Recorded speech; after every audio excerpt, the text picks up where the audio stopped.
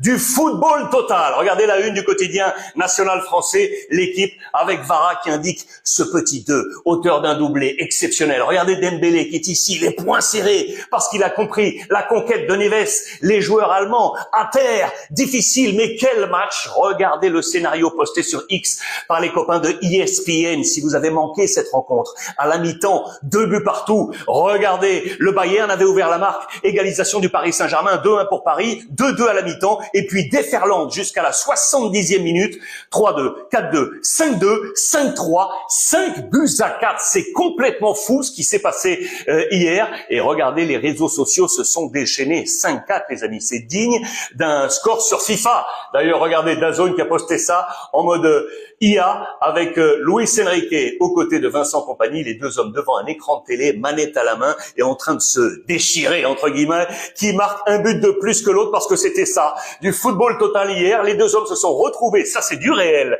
en zone mixte hier soir avec l'ensemble des médias présents. Regardez, c'était très sympa. Luis Enrique qui était ici interviewé, il va croiser sur sa route Vincent Kompany, du sourire très très large parce que ces deux hommes nous ont offert du spectacle, c'est vrai. Ça fait plaisir, avoir cette adversité et ce sourire. Regardez, et puis Luis Enrique qui désigne du doigt, alors là-haut, et oui, parce que vous le savez, Vincent Kompany était suspendu. Il a passé ce match dans les tribunes du Parc des Princes. Il avait reçu en quart de finale retour face au Real Madrid un 3e carton jaune et donc suspendu, une position que connaît parfaitement Luis Enrique, mais lui, vous le savez, l'a choisi. Dans les premières mi-temps, souvent, il se met en altitude pour observer son jeu. Et Luis Enrique, on a fait une blague avec Vincent Kompany. Il y a eu tellement de sociaux à découvrir. Ça a été, regardez ça, un monument hystérique, historique, hystérique. Le jeu de mots à la une, choisi dans les pages intérieures de l'équipe. Très bon papier, une nouvelle fois, de la grande plume, Monsieur Vincent Duluc, que vous pouvez aller lire sur l'édition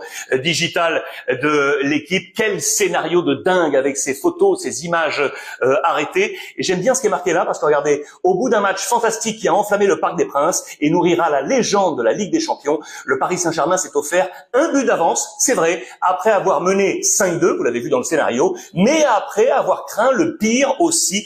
Il faut dire que la fin de match a été absolument dingue et la force offensive du Bayern Munich aurait pu faire mal à ce Paris Saint-Germain. Regardez la une de Sport, le quotidien catalan, une ode au football avec Dembélé, l'ancien du Barça, choisi par la presse catalane. Logiquement, il a été élu MVP, UEFA Champions League, pas forcément la meilleure note pour l'ensemble des journaux européens, vous allez voir ça. Regardez par exemple Marca qui donne les meilleures notes à Vitinha, un 3 sur 3, et à Vara avec un 3 sur 3. Il faut dire que Vara était absolument monstrueux. Et côté Bayern Munich, là, sans aucun doute, c'est Monsieur Luis Diaz, regardez, qui a pris un 3 sur 3. Perméable, vous l'aurez compris, au prix des notes moyennes. Alors, je vous ai mis l'équipe ici au milieu et la Gazzetta dello Sport. En Italie, vous le voyez sur les côtés. Là, il y a une résonance. Le meilleur pour la Gazette côté Paris Saint-Germain avec un 8 sur 10, c'est Kvara. Et Luis Diaz avec un 7.5, avec un 8 également du côté de la Gazzetta dello Sport. C'est la note moyenne, ça, de l'ensemble de l'effectif. Cela correspond du côté du Paris Saint-Germain avec Kvara. Voici les notes. Tout d'abord, un point sur les stats. Très intéressantes, elles sont plutôt, je dis bien plutôt, favorables au Bayern Munich. Mais le score est favorable au Paris Saint-Germain. Regardez tout d'abord avec la possession, c'est assez rare, 57%. Bayern a pris le ballon au Paris Saint-Germain. 57%, 43% pour le Paris Saint-Germain. Regardez les expected goals, 2.51 pour le Bayern, 1.91 pour Paris. Regardez le nombre de frappes également, 12, 5 cadrés. Côté Paris Saint-Germain, 12, 5 cadrés, 5 buts, efficacité totale, 100% de réussite pour les Parisiens. Côté Bayern Munich, 10 frappes, mais 8 cadrés, et là c'est du 50% avec 4 buts. Et donc très intéressant de voir ces forces offensives également. Regardez le Bayern, jeu assez propre. 4 fautes seulement, 14 du côté du Paris Saint-Germain, avec 3 avertissements pour Marquinhos, pour Fabian Ruiz et pour Hakimi. Et puis regardez ces notes, donc avec les 8 pour Dembélé, ce 9 pour Kvara, la meilleure note pour l'équipe.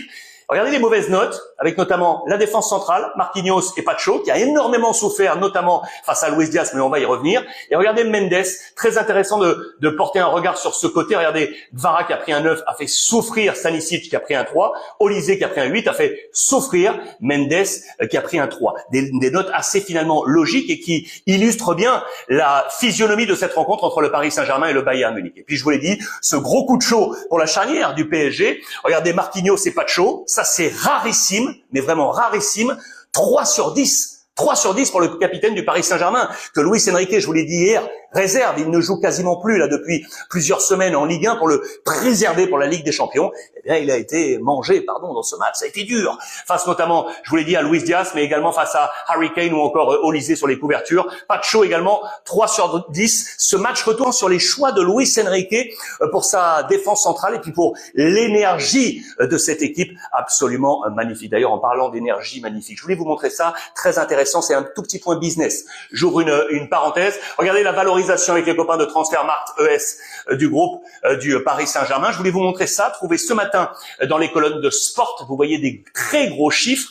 C'est pour vous montrer que, ok, c'est vrai, le Paris Saint-Germain a le pouvoir financier, a le fonds monétaire pour aller chercher les joueurs qu'il a envie d'aller chercher. Reste encore à aller chercher les bons et à bien travailler avec. C'est là la science du président Nasser Al-Khelaifi avec Luis Campos et Luis Enrique. Regardez en photo. Ce n'était pas la photo qui était sur Sport. J'ai rajouté cette photo pour également montrer le travail sur la masse salariale. Le Paris Saint-Germain s'est délesté de Neymar, de Mbappé, de Messi. Ça représentait un poids sur la masse salariale énormissime. On est allé chercher d'autres talents, pas forcément moins chers sur l'achat aujourd'hui, sur la scène européenne, mais on a su les revaloriser. La cote est montée, surtout la masse salariale est beaucoup moins forte. Le 11 de départ hier du Paris Saint-Germain, les amis, était valorisé à plus de 800 millions d'euros. Vous m'entendez bien? Plus de 800 millions d'euros. Il a fallu un peu plus de 400 millions d'euros pour aller chercher ces talents. La valorisation est montée. C'est ça aussi, Paris, il faut le noter, c'est à souligner, c'est un fait. C'est le bon travail